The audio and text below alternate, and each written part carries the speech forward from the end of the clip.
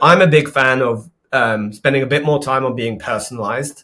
Again, depending on the addressable market will depend how achievable that is in your outbound strategy.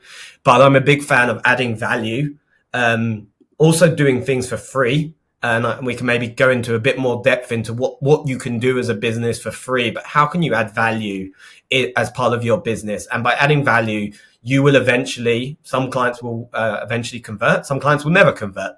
But I'm a big fan of adding value through different mechanisms.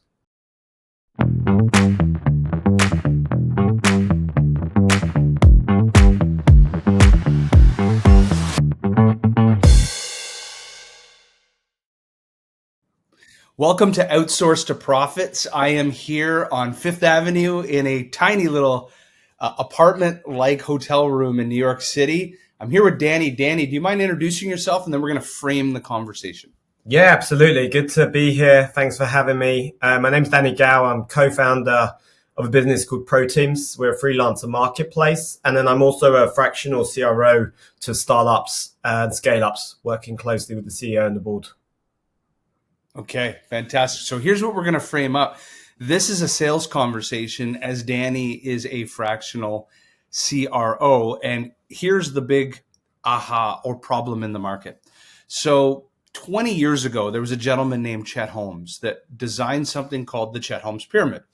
And the Chet Holmes Pyramid dictated, after studying a market, any total addressable market has no more than 3% to 10% of the buying community interested in your product at all. The first 3% are actually actively seeking a solution to a problem that they know.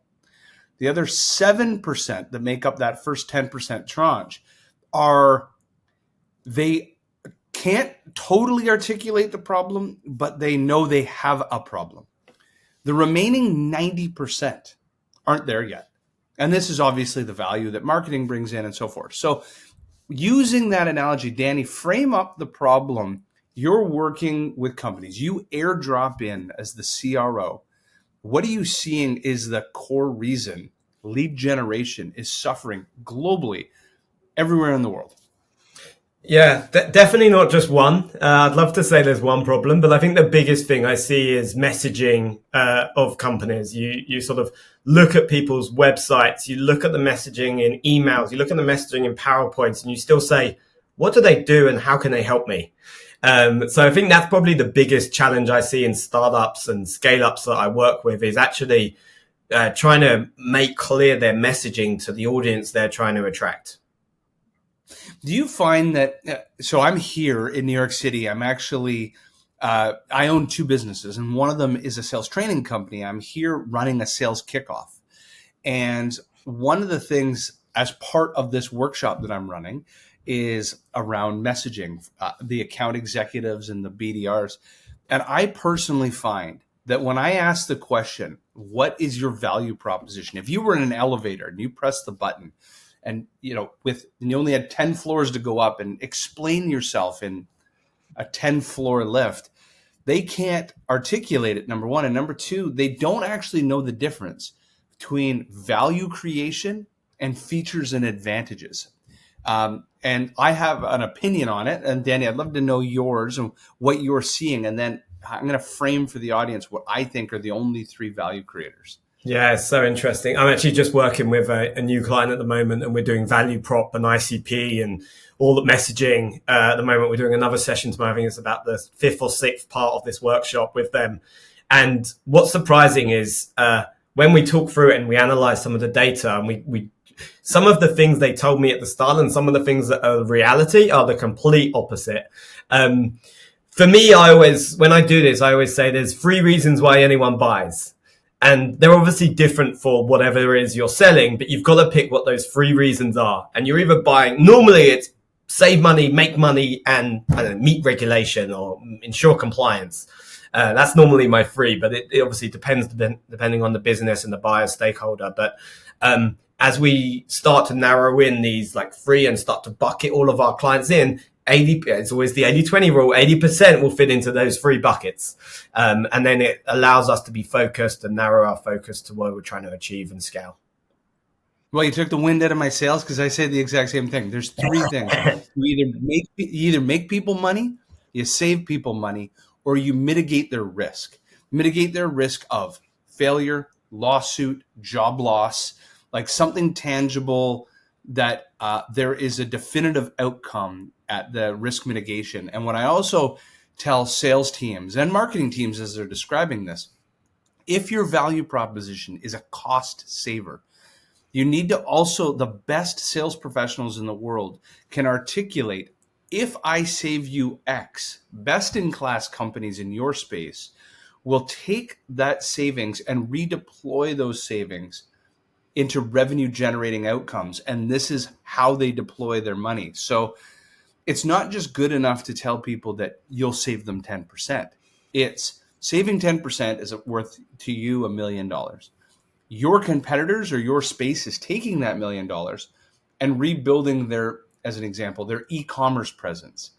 And they're having positive ROAS, and they are now making money by that reinvestment in e-commerce rather than traditional retail. I'm just making something up, but explaining it. My funny point on this is I always say, what did they say, meaning the client say, versus what did you say?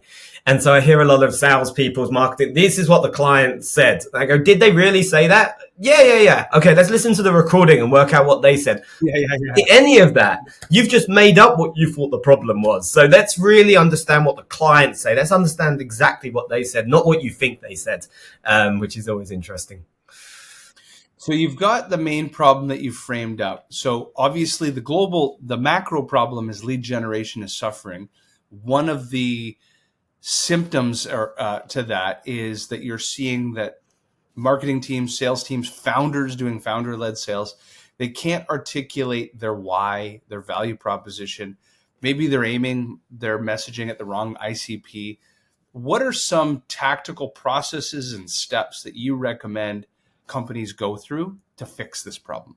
Yeah, sure. So firstly, we've got to understand what value we provide.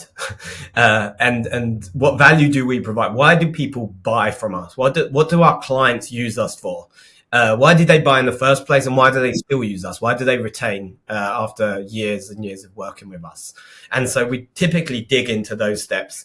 We also dig into who brought this in the business and who's our stakeholders now, and are they different? Oh, actually, we sold into the CEO, but now the CEO has nothing to do with our ongoing journey. So the person seeing value now is different to the CEO. The CEO bought because of risk mitigation, but now they're buying because they're trying to improve efficiency in a certain area or solve a certain why problem. That's an important one. Can we just open that up for everybody? This is something, unless you've been selling a long time, you don't realize that an ideal customer profile is two or multiple pronged. There's the economic decision makers that go from your sales qualified lead to signing on the dotted line.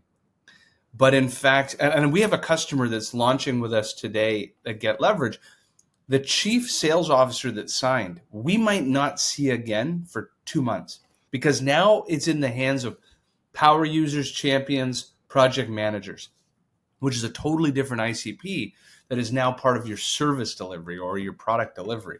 But a lot of times, everything you're doing is aimed at maybe the economic decision maker, but then the project manager's like, this doesn't do anything for me.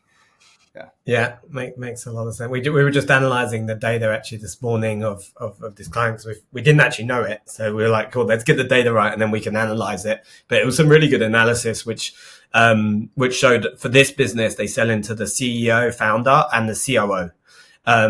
But they were actually, from a sales perspective, they were contacting about 7 different roles in the business. So we've just stopped contacting 7 and started contacting just 2. And we'll see how that goes. But we can see clearly that, roughly speaking, 70% of the time, it's either one of those 2 roles. So firstly, it's finding out the value you provide and the buyer persona and who you're providing that value to. The other thing is understanding your ICP and being really, really focused on that ICP. I see a lot of companies go, oh, we should go to Canada or the US, or we should take this global. Like, you've only got 50 clients in the UK or in Europe, and why are we going global now? There's a lot more market share to get from there. So being really focused in who we're selling to, what we're selling, what the value is we're providing. Once we've worked all of that out, for me, it's about how can you add value to the people, right? So lead gen being the problem. How can you add value to the people? They get enough, most people get, especially if you're a CEO or a COO, you get enough spam salespeople messaging you with unauthentic messages, which you can clearly see as being spammed at them. So I'm a big fan of spending a bit more time on being personalized. Again, depending on the addressable market will depend how achievable that is in your outbound strategy. But I'm a big fan of adding value, also doing things for free. And we can maybe go into a bit more depth into what you can do as a business for free, but how can you add value as part of your business? And by adding value, you will eventually, some clients will eventually convert, some clients will never convert. But I'm a big fan of adding value through different mechanisms. Speaking of the free, so Nazmul, how many times did you launch a business or a product or service line where you gave away either the whole solution or the partial solution free in exchange for case studies and testimonials? And that was like one of the best decisions of your life. Absolutely. Every single time I try to test something, and it's not only about launching a business, it's about, hey, so there's this new idea that we have of a new product or service. How do we test it out? Let's give it for free. Or $1. Let's just charge $1. This is another thing that I've been practicing this year. Like I want to launch a few products or lead magnets, if I can say that. But I want to charge $1 for it. The reason behind I'm trying to do it is this is when we see, oh, so people are interested. One, two, they kind of want to spend $1 and give us the willing to give information. little kit, like little more. Like now it's not about free visitor or somebody getting something for free. Now there is a transaction. Now they are our customers. We can call them customers. They can reach out to us. They feel like, hey, I paid $1. It doesn't matter, but I can still reach out to them. So there is a different kind of connection. Long and the short, Jamie, this is one of those things I think everybody should try out. Give something for free, or give something for $1, or $5, or $10. Give something like that, and the market will tell if they really want it or not. If nobody's buying it for $1, I wonder if they want to buy it for $1 million. Yeah, exactly. Danny, I'm looking at the time. Tell us a little bit about the customers you serve. What's ideal for you? You hopefully you're not the cobbler's kids in the sense that you've eaten your own dog food and you've built out your own value proposition that's easy to understand. So who is that? Who do you serve? Yeah, sure. So I work with UK and European headquarters businesses. Typically, they're some ARR, some revenue, might not always be ARR, but services revenue. So typically sort of 250 at the minimum end up to around 10 million at the top end. That's sort of my space of company. And typically on the high growth journey, they've had some sort of, some of them are bootstrap, but typically a lot of them have got some sort of seed level of investment and they're looking to grow. Normally they've got something wrong or something's broken. They've churned through a few heads of sales, CROs, sales managers, and they're not quite sure what. They feel a bit disillusioned with hiring more people, especially when they're expensive and they don't work out. And so typically I come in and help them with analyzing if it is solvable or whether they should shut up shop and then helping with grow and scale the team, typically up to an exit. Where are most founders getting it wrong when they're hiring their, and, it depends, I think there's a hidden question in there. If you're hiring heads of sales and you're only at $1 million in revenue, that's a problem in itself. Right. But tell the audience, you're in companies with $250,000 to £10 million worth of business turnover. Where are they getting it wrong in hiring heads of sales? Yeah, most of the founders I work with are typically non-sales founders. A lot of them have come from a product engineering background. So typically they're not come through from an SDR up to salesperson, then decided to found a business, right? That's the typical. a lot of them don't have any way of interviewing, so they don't have a scorecard. They don't have a way of analyzing people. And they're also, most of the people I work with are pretty trustworthy. So they believe everything a salesperson, head of sales tells them, which isn't a bad thing against that happens, but just don't believe everything everyone says to you. And yeah, I've not interviewed many salespeople, heads of sales, that haven't told me they've hit over 100% of target every single month, every single quarter, and every single year. It's funny that. Yeah. Which is oddly different than the studies from Gardner. Exactly, right. So there's a whole bunch of things in hiring good people, and what I see people get wrong, but largely it's not having a structured interview process, not identifying what they actually need in terms of the skills and the attributes that they're looking for, and then scoring against those specific skills and attributes. And also not having someone who understands these people to ask smart questions to them to make sure they get it right. Yeah. Danny, if anybody wants to get a hold of you, how do they do that? Yeah, sure. Best to just get me on LinkedIn. It's Danny Gal, Gal, and contact me through there. Or otherwise, drop me an email, danny.gal@innopartnerships.com. Fantastic. Thank you so much for being on Outsource to Profits. Enjoyed it. Thanks, Jamie. Thank you. Take care. Bye. Take care.